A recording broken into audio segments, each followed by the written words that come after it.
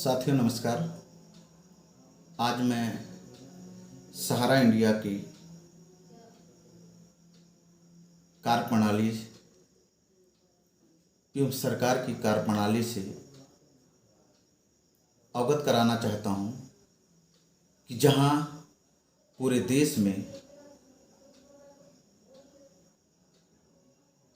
13 करोड़ निवेशकों की स्थिति बदतर से बदतर होती जा रही है। कई के परिवार उजड़ गए, कई लोग पैसे के अभाव में, इलाज के अभाव में दम तोड़ दिए। कई लोग निवेशकों से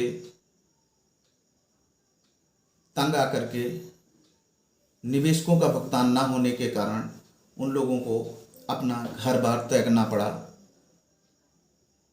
और निवेशक और कार्यकर्ता लगातार देश की हर सिस्टम से, चाहे वो रोड पे निकल करके आंदोलन के माध्यम से हो, चाहे अपने जिला अधिकारी के माध्यम से हो, चाहे वो अपने थानों में मुकदमा पंजीकृत करके न्याय की गुहार लगा रहे हैं, लेकिन उनकी न्याय सुनने को आज मेरी सरकार और न्याय प्रणाली कोई सुनने को तैयार नहीं। पिछले 10-12 वर्षों से सहारा इंडिया तरह तरह के लुभावनी बातों कि हमारे अभी 14,700 करोड़ रुपए आ रहे हैं, कभी 70,000 करोड़ रुपए आ रहे हैं, इससे हम एक एक निवेशक का भुगतान करेंगे। कभी उन्होंने कहा कि हम मार्च में कर देंगे, कभी सितंबर में कर देंगे, कभी 2021 तक कर देंगे। इस तरीके से आश्वासन देते हुए आज पिछले 10-12 वर्षों से निवेशकों को इतना मजबूर कर दिया कि उनको सहारा से तो विश्वास उठा ही, लेकिन अपने कानून व्यवस्था और सरकार से विश्वास उठता चला जा रहा है। आज सरकार, हमारे गृह मंत्री श्री अमित शाह जी उत्तराखंड की हरिद्वार की पावन धरती से एक अनाउंसमेंट किया कि देश के 10 करोड़ निवेशकों का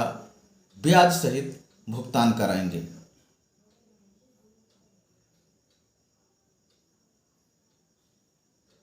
जो 29 मार्च 2023 को घोषणा की और 18 जुलाई 2023 को एक पोर्टल लॉन्च किया और उस पोर्टल में के माध्यम से 5 करोड़ रुपए भुगतान करने की बात और निवेशकों को 10,000 रुपये देने की बात आ रही। हमारे गृह मंत्री श्री अमित शाह जी को भी सारी जानकारी है। हमारे वित्त मंत्री श्रीमती निर्मला सीतारमण जी ने भी संसद में इस बात को उठाया कि सहारा के 13 करोड़ निवेशक हैं। क्या 13 करोड़ निवेशक के लगभग 2 से 3 लाख करोड़ रुपए हैं और 5,000 करोड़ से किस तरीके से 1 करोड़ 7 लाख लोगों का पोर्टल में अपलोड होगा और 1 करोड़ 7 लाख का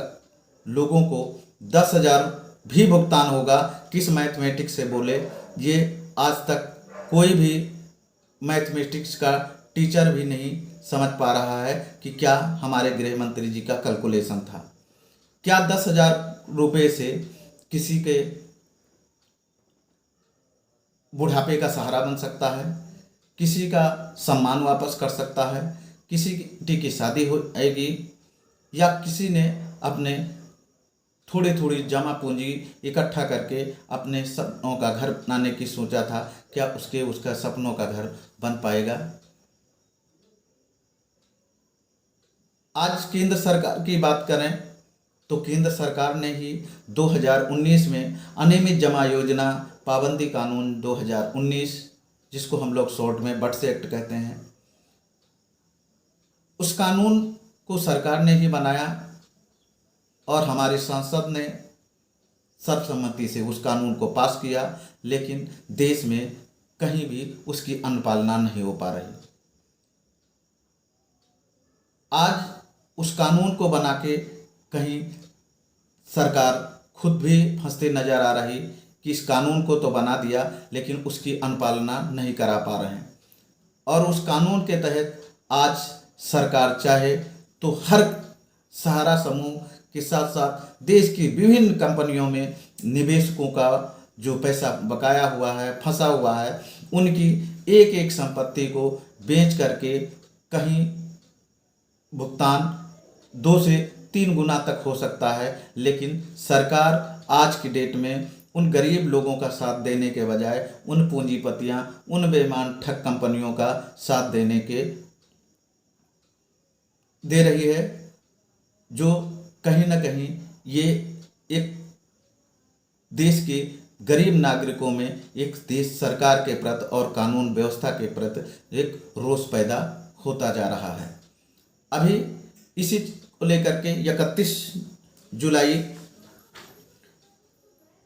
और 1 अगस्त को रामलीला मैदान में पूरे देश से सरकार को जगाने के लिए लाखों की तादाद में लोग इकट्ठा हो रहे हैं और अपने पैसे की मांग कर रहे हैं कि इन देश के इन गद्दार, इन ठगों का संरक्षण देना बंद करे और उन गरीब निवेशकों का भुगतान कराने के लिए सरकार आगे आए। और सरकार ने ही इन कंपनियों को लाइसेंस दिया और इन गरीब लोगों ने ही उस सरकार को चुना है कि और आज सरकार उन गरीब लोगों की मदद के लिए या गरीब लोगों के न्याय के लिए आगे नहीं आ रही है। इसी में मैं उत्तराखंड के सहारा पीड़ित निवेशक भाई बहनों, माताओं, बुजुर्गों से निवेदन है कि आगे आएं और प्रत्येक जिला में संगठित होकर सुराज सेवा दल का साथ दें और सरकार, शासन प्रशासन को जब तक संपूर्ण भुगतान नहीं होता मजबूर करें, अधिक से अधिक उन कंपनियों के पदाधिकारियों के खिलाफ FIR दर्ज कराएं, अपने अपने जिलाधिकारी के यहाँ बर्ड्स एक्ट 2019 के तहत दावा पेश करें और संगठित होकर के सरकार को हम लोग एक दिन मजबूर जरूर करेंगे कि उनको आगे आना होगा और प्रदेश के एक एक निवेशक का भुगतान करना सरकार और शासन प्रशासन की जिम्मेदारी होगी। अगर शासन प्रशासन ने जिस तरीके से हरिद्वार की 555 बीघे ज़मीन पे एक बार रोक लगा के उसको संरक्षण देने का काम किया, रोक हटाने का काम किया, अगर प्रदेश की ज़मीनें सरकार के संरक्षण में बिक गई और निवेशकों का भुगतान नहीं हुआ तो शायद उत्तराखंड की जनता वर्तमान सरकार को माफ़ नहीं करेगी, वर्तमान सरकार को इस मजबूर कर देगी कि चाहे आप के संरक्षण में सहारा समूह ने आज प्रदेश की कई शहरों में, चाहे वो काशीपुर हो, रुड़की हो, हरिद्वार हो, देहरादून, प्रदेश के अनेक शहरों में जो हजारों बीघे ज़मीनें थी उसको बेचने में आप शासन प्रशासन और सरकार का सहयोग था, जिसके वजह से उन्होंने अपना यहाँ से अपना जो भी ज़मीनें थी उसको बेच करके, समेट करके और वो देश से पलायन करने का, भगाने का सरकार का संरक्षण था। तभी आज सरकार जो है ने कोई रोक नहीं लगाई। अगर सरकार समय रहते निवेशक का भुगतान कराना चाहती है तो प्रदेश की जितनी भी सहारा समूह की संपत्तियां हैं या अन्य किसी कंपनी की संपत्तियां हैं उसको तत्काल प्रभाव से रोक लगाए और रोक लगाने के बाद उन जब तक निवेशकों का भुगतान नहीं होता तब तक उन जमीनों पे यथास्थिति बना के और सरकार एक अपनी देखरेख में जमीनों को बेच के निवेशकों का जिलाधिकारी के माध्यम से दावा मांग करके उनका भुगतान सुनिश्चित कराए। यही मुझे सरकार से अपील है और अपने प्रदेश के एक एक नागरिक से, एक एक निवेशक से उम्मीद है कि 31 जुलाई को रामलीला मैदान दिल्ली पहुंचेंगे और पहुंच करके सरकार को जगाने का प्रयास करेंगे और ज़्यादा से ज़्यादा लोग संगठित होकर के संगठन का साथ देंगे और हमेशा सरकार को मजबूर करने का प्रयास करते रहेंगे जब तक संपूर्ण भुगतान नहीं कर देते हैं। धन्यवाद, नमस्कार।